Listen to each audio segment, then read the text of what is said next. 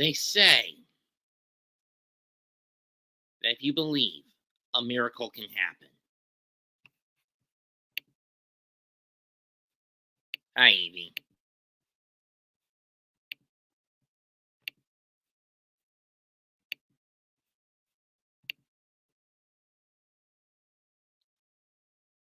And hope may be frail, but like a certain wrestling company whose initials have gone inert for the better part of 6 years because the name change.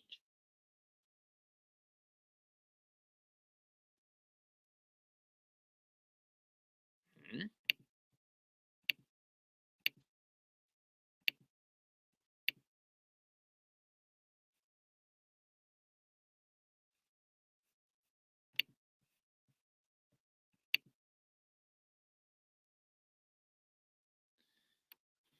Come on, Jose, you're 2 minutes late.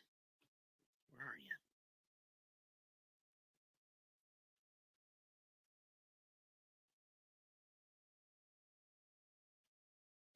Because they decided to change the name to the name of their TV show in 2018 for convenience. However, a certain chant refused to die. For 6 years, we have waited to hear it again.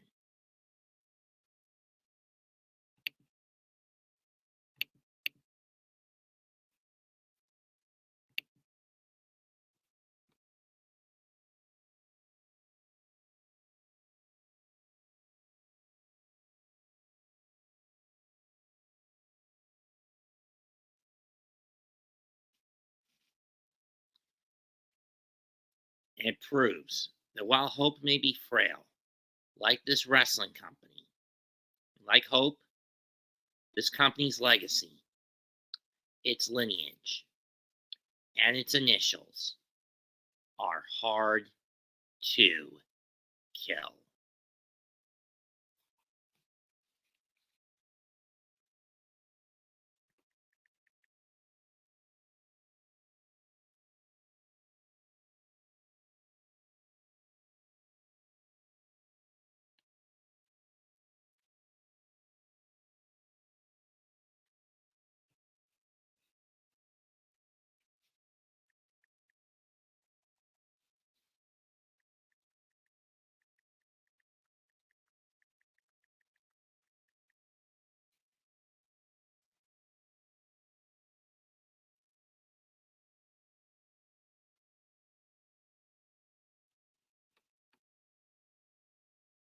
Come on, Jose, where are you? I'm hanging here on the air.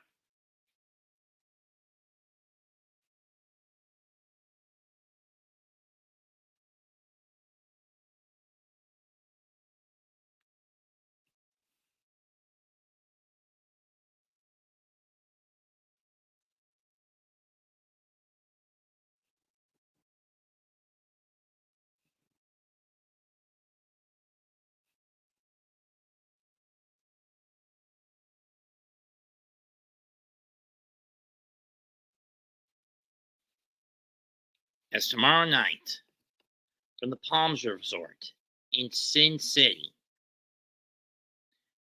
TNA Wrestling is fucking back.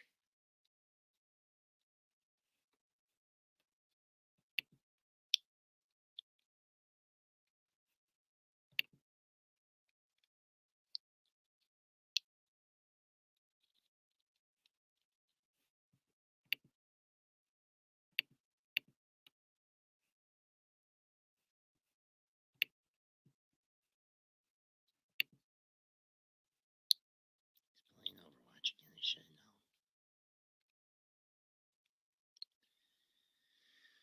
For as soon as my partner gets in here, the MegaMets Podcast will begin its predictions for TNA Wrestling's Hard to Kill 2024.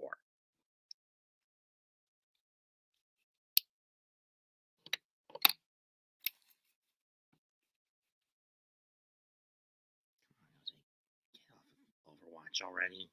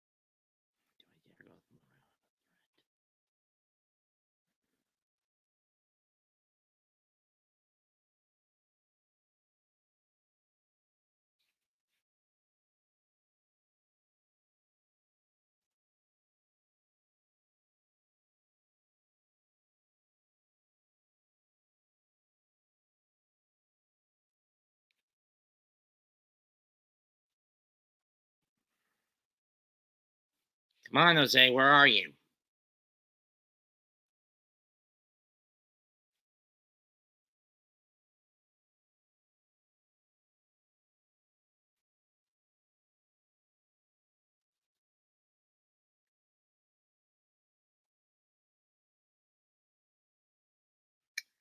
I swear to God, if he's out, I shouldn't have done this tonight. Should have waited until he got back.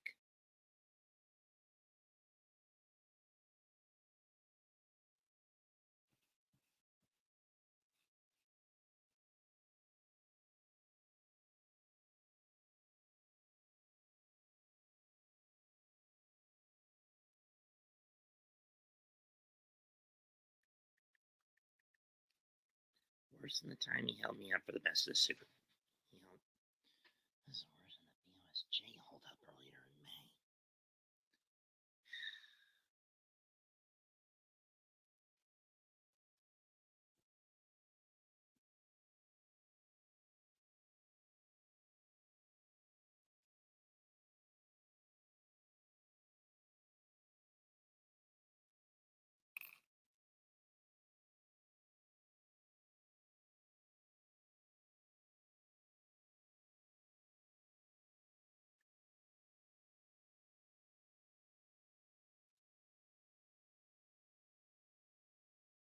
Warning, the Pelosi just said the quiet part aloud.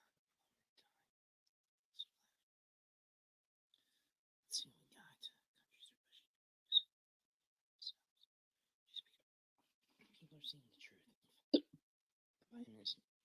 Shift the blame to the Republicans. In the end, they will destroy the Fed. Gold will destroy the Fed. Bitcoin, the polar outside system, keep steering forward with their agenda. So the cost flying by heading our way. Policies start Trump from getting elected. They'll try to cheat. If that doesn't work, they'll cancel the election to stop. This is a moment in time people rise up to pushing tyrannical government out.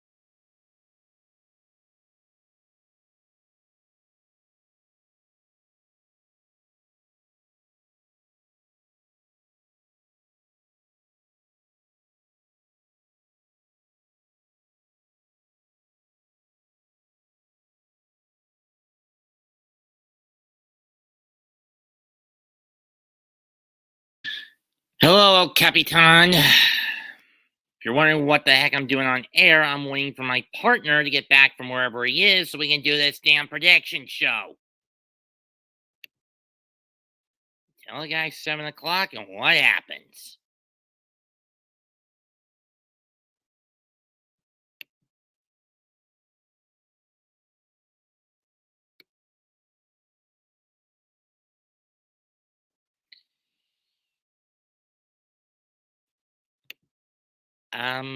Evie, what was your first clue that he's running late? I'm sorry, Jose, but we agreed 7 o'clock.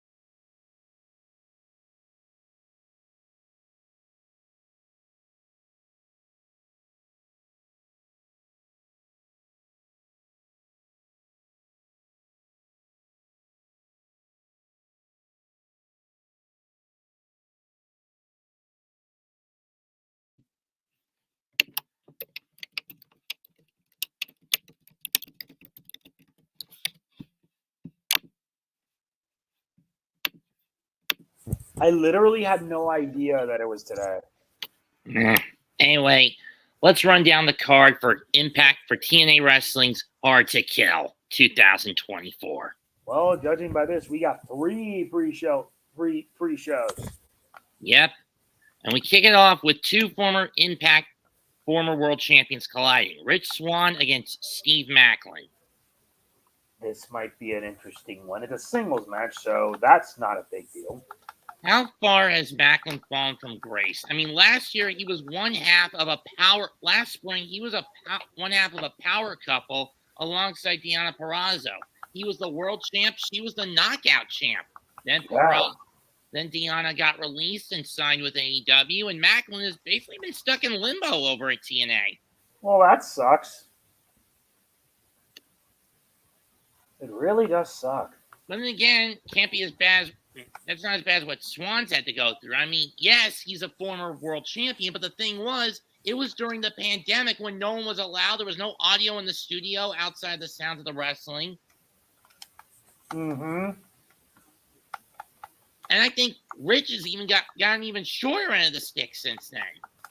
I mean, he's seen his longtime friend and tag partner, Willie Mack, up and leave. Yep. He's been the butt of many jokes. Hasn't been able to get much going.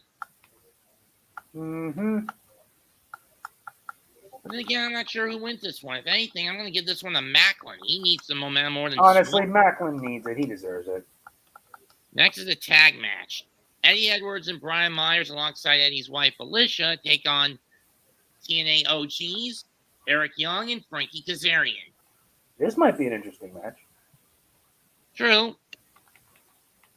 But still, you got two former world champions, three of them also being, all of them being former tag champs, and two of them being former X Division champs. And personally, I do agree with Joe Hendry with that tune about Myers and Cardona. Myers will always be Edge's bitch. Exactly. And I mean, the fact that the most professional wrestling gods fell apart after Moose won the Feast or Fired briefcase, he's been basically languishing doing nothing. Well, that sucks. And I just view this as a needless continuation of the feud between Eddie and Kazarian. Indeed. I'm going to give this to Frankie and EY. I'm also giving it Frankie and Eric. They both deserve it. Finally, no DQ digital media title match for the pre-show. Tommy Dreamer defends against Crazy Steve. When Crazy Steve attempted to cash in his Feast or Fire digital media title shot, it got violent. Steve pulled out the fork, tried to stab Tommy with it. Tommy turned the tables and told him, "Fork you," stabbed Steve in the head with it, and got himself disqualified. Well, that's a bummer to have. Hence why the rules are being thrown out the window. On paper, given his legacy as a hardcore wrestler, this would go to Tommy. However, I am not sure. Look for Steve to have a spare fork in his boots, and I think this is where they take the title off Dreamer and give Crazy Steve the title, making him TNA's first ever legitimately blind wrestling champion. You didn't know he was actually blind, did you? I did not know that. That's legit. Where are you going with this? I'm probably going to go to Crazy Steve. He honestly deserves it. Fine. Next up, we get to the main card. For the TNA World Tag titles, ABC defend against the Rascalz, Speedball Mountain, Trent Seven and Speedball Mike Bailey, and Grizzled Young Vets, James Drake and Zach Gibson. Oh boy. Oh boy is right. You've got three established tag teams and a tag team that was more or less thrown together. Not by choice, though. True. Let's not kid ourselves. As much as I like Mike, he and Trent are not winning the titles, at least in my view. And do we really want the Rascalz desecrating those belts again? No way. ABC or GYV? You want to give the newbies? Personally, I think the newbies deserve more of the credit. I'm going to give this to Grizzled Young Vets. I'm also giving it to the Young Vets as well. It's time for some new blood to shine. Speaking of new blood, Josh Alexander puts a newcomer to the test, former MLW World Champion, former MLW National Openweight Champ, Alexander Hammerstone, making his his TNA debut. I've seen what Hammer can do a lot in person when I went to MLW Super Fight a couple of years ago. I see. It's basically going to be raw strength against technique and precision with this. Alexander's technique and precision versus Alex Hammerstone's raw power. But then again, you got one guy who held TNA's most prestigious title for over a year before he was forced to vacate due to a bicep injury. That's due to a bicep rep. And then you got the guy who held MLW's biggest title for almost 2 years before he lost it back in July.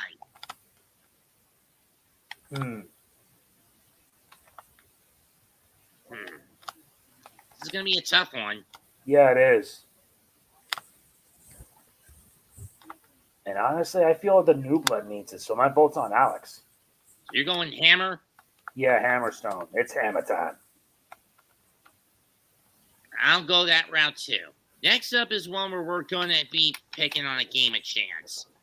Ultimate X to determine a number one contender to the Knockouts title.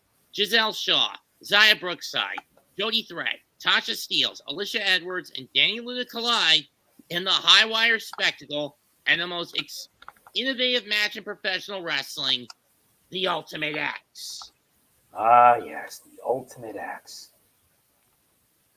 Think of all the crazies to come up with this match. It was Don Callis back in 2003. Indeed. Rules are simple. Get to the center of the cables, unhook the X, you get a title shot. Indeed. This is only the second time that the women are doing this. And my guess it will not be the last. True. What is it? No. Hold up a second. Okay. You mean if you can. I can wait.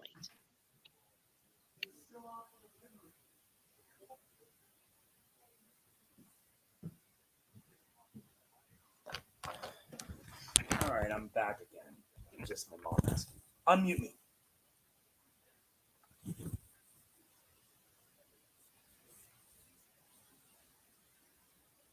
Okay, good. Yeah, sorry, had to take care.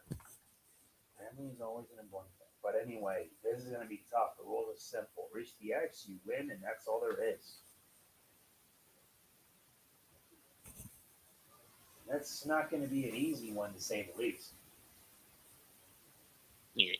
Sorry. That's Sorry, okay. mine was muted by mistake. It's so Anyway, I'm going to be blunt. My miscomfort with Giselle is the same uncomfortableness I have with Nyla. Mm-hmm. I mean, I didn't know until several months ago that Giselle was a trans wrestler. That's something I did not foresee. But again, much like with Nyla Rose, I'm very uncomfortable if she gets her. I would be very uncomfortable if she gets her hands on that title. I hear you.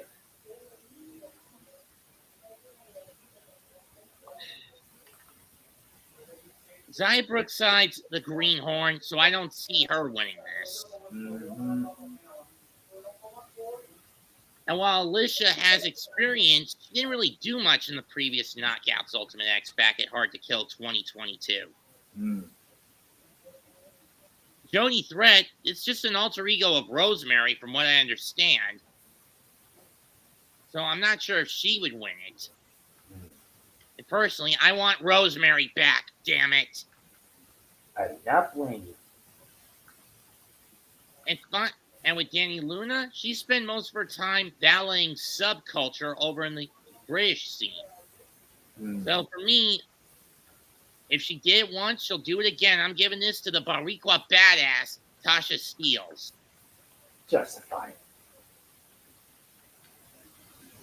What? My vote is going to have to be on Jody. Oh. Hey, I got to make my own prediction. True. I thought you said testify about what I said about picking Tasha. Yeah. Anyway, Dirty Dongo with Alpha Bravo and Oleg Prudius, FKA Vladimir Kozlov, against PCO. It's in a singles match. That'll be a toughest one. Yeah, but it might as well be a handicap match, given how much of a coward Dirty Dongo is. Of course. But then again, at 55 years old, PCO is not fucking human. I cannot question it, honestly. I've seen the guy in action at least 3 times in the flesh. That's crazy. That's nuts. Not gonna lie. I mean, how do you put this nutcase down? I don't know. I will say that this guy's persistent. I mean, considering that he's what we knew him as, what we remember him as from as kids, being part of the Quebecers tag team with Rougeau. I remember the fabulous Rougeau brothers. It was the Quebecers with Zack. Oh yeah, and he would go on to be that dumb pirate gimmick that didn't last long. Yeah. I don't even know what. And that was at a time transitioning away from the new generation to the Attitude Era. Yeah, but it was not an easy transition. True. The thing, they had Raven as their manager back in 93, 94. God, that was a different time. How did Vince bribe Scott Levy go become Johnny Polo? I'll never figure out. I'll never figure that out either, and I'd rather not want to care. If I have to go to the gathering and Raven shows up, I'm going to grill him about that. Know what I mean? Yes, it is. But for me, I'm going to say PCO wins. I'm going to say it as well. PCO wins. Next up, X Division Championship. Chris Sabin in a triple threat against Triple A's El Hijo del Vikingo and his old buddy in Time Machine, Kushida. Now, I've never seen El Hijo del Vikingo in person, but I do know he's made his rounds in AEW, Game Changer, PWG, and of course his home base in the AAA league.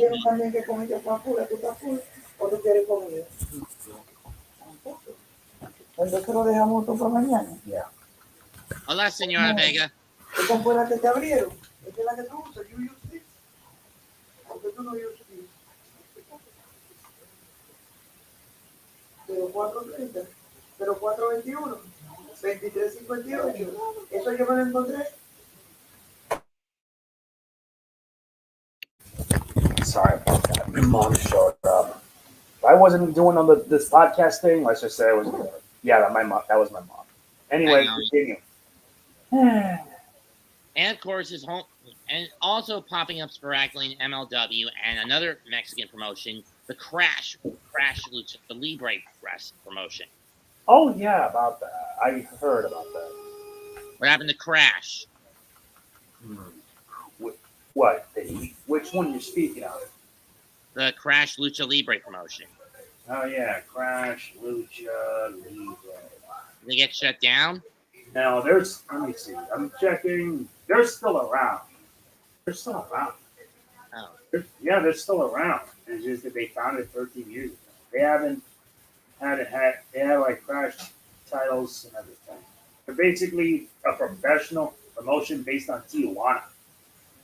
Exactly. I know. Anyway, out of these three, I'm not sure who to pick. The Kingo, while it'd be interesting for him to take the X Division title back to Mexico and then parade around and defend it, give TNA more international exposure, I'm not sure if he's a good fit to be the X Division champion. Sabin's held it 10 times, so I think it's time to get fresh meat. I'm giving this to Kushida as my dark horse pick. That would be a smart choice. Well, you're probably going Sabin, right? Yeah, I'm probably going with Chris Sabin. Fair enough.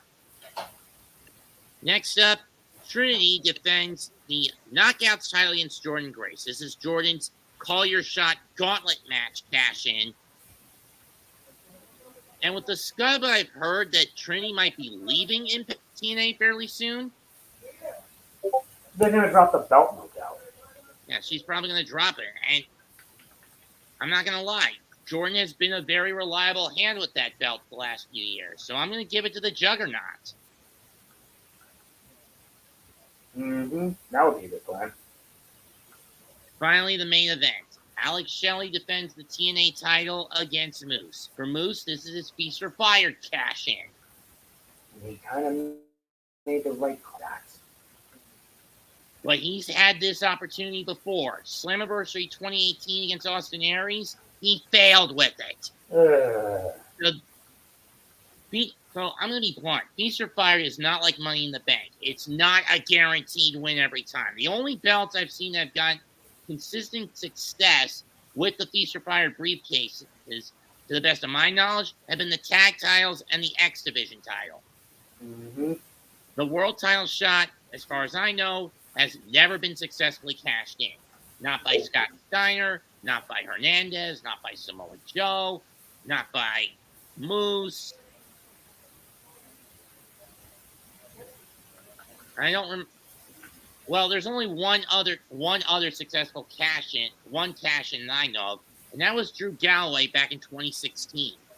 Yeah, that was during a time that Drew wanted to get his feet wet. Mm-hmm. Especially after he'd been reduced to a mid-card joke by the WWE. Yeah, because these guys really like to screw up promising talent. And much like how Christian did almost a decade earlier, Drew won the title and proved he could be a top caliber champion talent if given the opportunity, which in his first stint with the WWE, he never got. Agreed.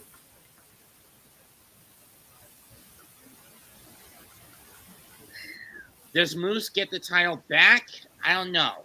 I mean, to be fair, this was similar to how he got the title the first time. Bound for Glory 2021, Josh Alexander won the title off Christian Cage to get the title away from AEW. Moose comes out, spears him as he had already won the Call Your Shot gauntlet earlier in the night, and basically decimated Josh in front of his wife and son who were in the ring and then took the belt off him. Damn. So, but Alex Shelley, I didn't think he would win the title at Against All Odds last June, which I think occurred in the same venue as Animate Columbus. But sure enough, he got the W. And that's a W that's well earned. I mean, considering he was one of the cornerstone OGs of TNA. Yep. But as for my pick, I'm going to say, fuck it. By hook or crook, Moose walks in challenger, but he walks out the TNA World Heavyweight Champion. Where's your pick? I'm probably going to pick the Moose. Mm-hmm. But then again, I've seen TNA pull wackier crap than that. I mean, Moose calls himself a wrestling god, but let's see if Alex Shelley can bring him back down to mortal planes. Anyway, that's it for us tonight. Catch us on Saturday when we do our call of Packers-Cowboys, and then on January 27th at 3, be there to join us when we call back in Gabe to do predictions for the 2024 Royal Rumble. You up for it, though, right? Yes, I am. Okay, I'll get in contact with Gabe about it. Till then, comment, like, and subscribe. This is the MegaMets Podcast signing out and saying goodbye. Good night. Bang. Indeed. Well, that went well, despite options. It went okay. Sure did.